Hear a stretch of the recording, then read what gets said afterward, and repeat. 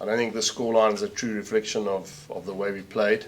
It seems to be one of those seasons where, we just do all the hard work and we just can't seem to get over the last hurdle. Some match officials, the decisions from them, particularly the one with the TMO got involved and had a penalty, that seemed quite strange. What did you think of that? And the yellow card, of course.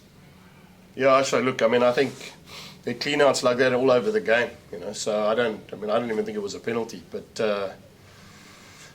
I often wonder if their number 10 hadn't laid down on the ground, whether that would have been looked for. So, yeah, obviously it's something we're going to have to look at going forward, because what we don't want is every time a player gets cleaned out, that he lies down and makes the TMO look and review things. So, yeah, it's something we've got to be careful of, because I know it happened in football, and then all of a sudden they brought in something where if you dive, you get sent off as well. So, yeah, maybe, who knows, maybe in rugby, because it's such a fine line now between yellow cards, red cards, and TMO involvements, that we're not going to get players trying to use every opportunity to influence the TMO.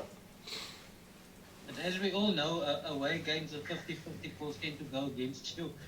So I guess you also have to find ways to get around it. Just in the second half, perhaps, I thought first half, guys really held on to the ball well, but perhaps second half there wasn't enough opportunities to get Kirtley and Kainan involved a bit more. Ashok, the bottom line is you saw what happened. The first half we got quite a lot of opportunities. Second half we started in the first 2 minutes, yellow card against us and 7 points. So literally went from having an 8-point lead into the tunnel, and when we came out 2 minutes later we had 1 point lead and 14 men. So I think there's no doubt that people often talk about a game of two halves, and that was a game of two halves. But there must have been quite a lot of positives for you to take out of this performance going into.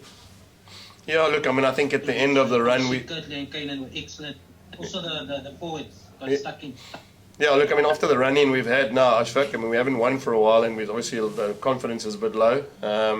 But, there are positives. I thought, like you said, we played really well at times. There were moments there when you saw the involvements of Kirtley and Kainan, guys we haven't had in the system for a long time. You saw how important they are to our attack as well. So, it's obviously a difficult one. It tests everybody, coaches and players. But, the couple of results went our way today as well, which obviously still keeps us alive.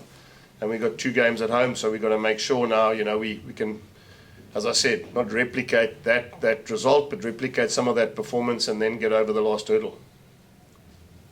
Must have been really pleased with the forwards' effort, Jake, that Mongrel seemed to be back, that physicality and the physical ball carries as well.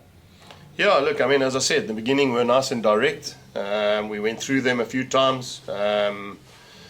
As I said, and then our forwards played really well, especially in the 22 there. I think the one time we kept the ball for about 20 phases and we scored. So it was a lot of effort and a lot of I suppose grunt of what have we been looking for. And so I can't fault anything that they did tonight, Ashfaq. Obviously, 1 or 2 scrum penalties. We gave them entries into our 22. That's that Ulster team. They know how to score tries when they get 5 yards from your try line. They're doing that successfully against everybody. So.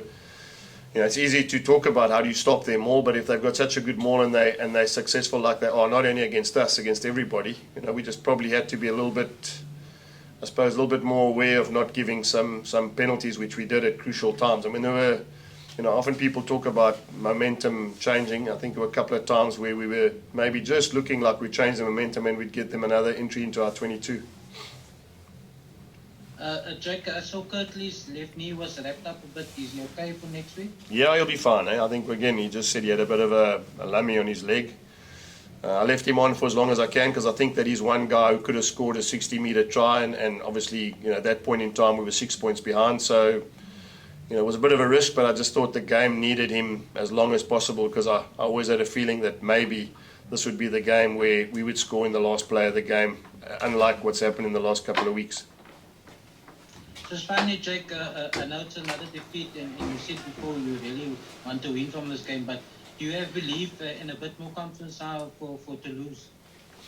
Yeah, look, I mean, as fact, I mean, you guys know rugby. I mean, I coached in France. It doesn't get any tougher, and generally people use that phrase quite often, but it doesn't get any tougher than playing to lose in a knockout game in Toulouse. I mean, if you look at the Heineken Cup, or the EPCR as it's called now, I mean, historically, that's one of the strongest sort of home beds of European rugby. So, you know, it's going to be a massive task for us, and it's going to be a opportunity for us to measure ourselves against some of the best players in the world. So, you know, basically, there's no use, you know, lagging on things that we can't change. We can only move forward. So, you know, I said earlier to someone, there's a great test, even on my coaching. I've been coaching for a long time, and it's a great test for us as a group, and great test for me as a coach as well, because, you know, these young guys have obviously done really well in the last couple of years, but they're in a place they haven't been for a while. So it's going to be, you know, as I said, it's going to be a great learning thing for all of us to